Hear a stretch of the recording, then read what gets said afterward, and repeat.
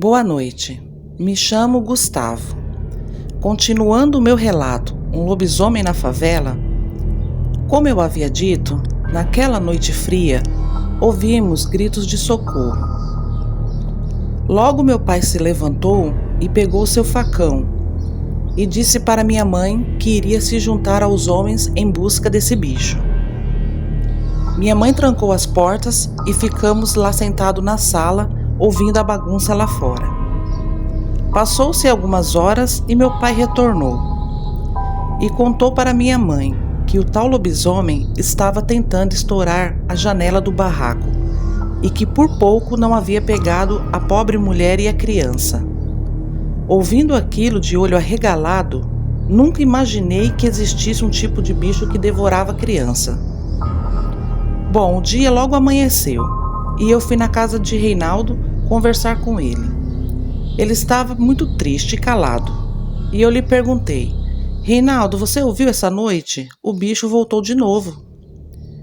E ele falou que ficou sabendo, mas ainda bem que o bicho não conseguiu. E eu respondi: não conseguiu porque os moradores colocaram ele para correr.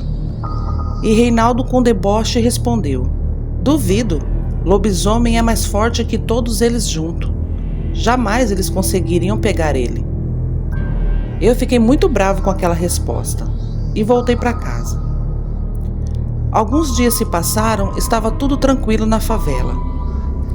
Minha mãe recebeu uma carta. Nessa carta dizia que a madrinha dela havia falecido. E minha mãe foi viajar para ir ao enterro dessa madrinha dela, pois era muito querida. Nisso, ficou só eu e meu pai na favela. Os dias foram se passando e continuava tudo tranquilo. Parecia que tudo havia voltado ao normal, mas era puro engano. Certa noite, começamos a ouvir de novo gritarias, cachorro latindo, uivos, uma bagunça só. Meu pai me levantou e falou: Gustavo, eu vou sair para ajudar os homens a capturar esse bicho. Você, por favor, tranque bem a porta, meu filho, e não saia para fora. Eu, muito assustado, falei: pai, não me deixa aqui sozinho. E meu pai disse: filho, lá fora é mais perigoso do que aqui dentro. Fica aqui, meu filho, já já eu volto. Nisso ele pegou seu facão e foi. E eu fiquei andando dentro da casa para lá e para cá, assustado, ouvindo toda aquela gritaria, toda aquela correria e muitos uivos. De repente, eu ouvi passos vindo em direção ao meu barraco. Meu coração parecia que ia sair pela boca. Corri para meu quarto e me tranquei. Quando percebi que algo estava arranhando a minha janela. Fiquei mais desesperada ainda e me encolhi no cantinho da parede e orava a Deus para que aquilo não entrasse dentro de casa. De repente eu escutei uma pancada muito forte. A janela era fraquinha, uma janela antiga de madeira muito fraquinha. Uma pancada só e a janela se abriu. Quando eu olhei, quase desmaiei. Havia um bicho tão feio, olhando para mim, que eu pensava que ali seria minha morte. Um fedor de carniça invadiu meu quarto. Eu dei um grito e saí correndo. Abri a porta do meu quarto, saí correndo e me tranquei no quarto dos meus pais. Aquele bicho entrou dentro de casa, pois escutei os passos dele. E ele foi em direção ao quarto onde eu estava. E batia na porta. E eu caladinho, sem responder nada, só orando a Deus para que ele não conseguisse estourar a porta do quarto do meu pai. De repente, eu escutei um gemido, um rosnado, como se ele quisesse falar alguma coisa e não conseguisse. Até que sua voz saiu, uma voz rouca, grossa, parecia ser uma voz de dor com ódio. Isso é algo que eu nunca ouvi ninguém relatar, que um lobisomem conseguisse falar. Eu não sabia disso, pois aquele lobisomem falou. A voz aparentava ser de um homem de uns 40 anos, 50 anos por aí. E ele disse para mim: Gustavo, eu não sou assim porque eu quero.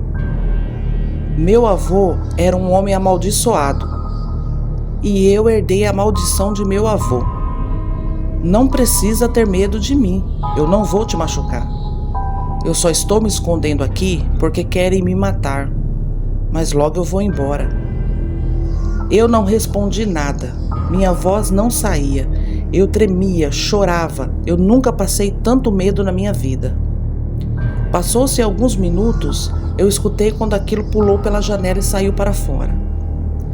Dali do quarto do meu pai eu não saí, continuei ali chorando e tremendo no escuro. Passou-se alguns minutos, escutei meu pai batendo na porta. Gustavo, abre a porta, é o pai. Gustavo, pode abrir, é o pai. E eu corri, desesperado, e abri a porta. Meu pai entrou e eu fui logo contando para ele. Meu pai não acreditou, mas quando ele viu a janela arrebentada, aí sim ele acreditou em mim. Quando eu disse para ele que o lobisomem falou comigo, ele ficou perplexo. Ele também nunca ouviu dizer que lobisomem falasse. Bom, passou-se mais 2 dias, nada aconteceu. Meu pai arrumou a janela, ficou tudo tranquilo, esse lobisomem não apareceu. Minha mãe voltou de viagem e contei tudo para ela. Ela, muito assustada, disse para meu pai: olha, não dá mais para ficarmos aqui, tá muito perigoso. Vocês não conseguiram capturar esse bicho. Quem garante que ele não vai voltar e fazer algum mal ao Gustavo ou a gente? Vamos embora, vamos para a cidade aonde minha madrinha faleceu, pois ela deixou a casa para mim. Bom, ali meus pais não tinham muita escolha. Arrumamos nossas coisas e começamos a nossa mudança. No dia que o caminhão encostou para pegar a nossa mudança, alguns vizinhos vieram se despedir da gente.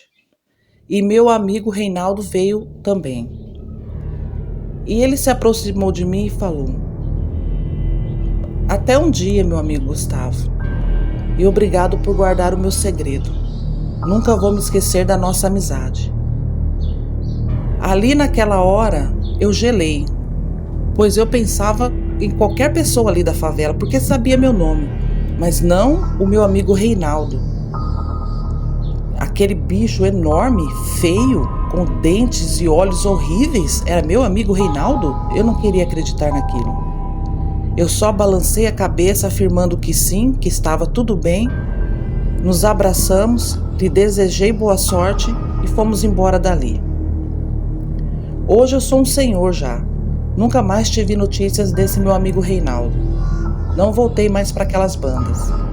Mas posso afirmar com todas as letras que lobisomem existe sim, e como poucos relatam, ele fala com uma voz muito horrível, parecendo aquelas vozes de monstros de filme de Hollywood, mas ele fala.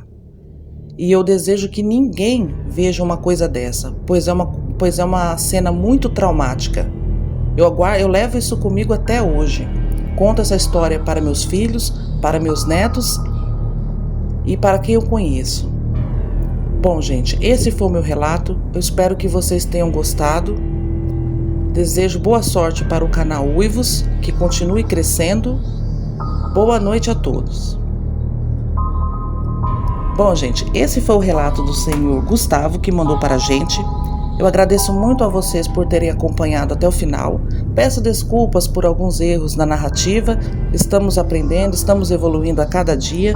Peço que vocês se inscrevam no canal, curtam, compartilham para ajudar o canal a crescer, tá bom? Agradeço muito vocês. Tenham uma boa noite e até o próximo relato.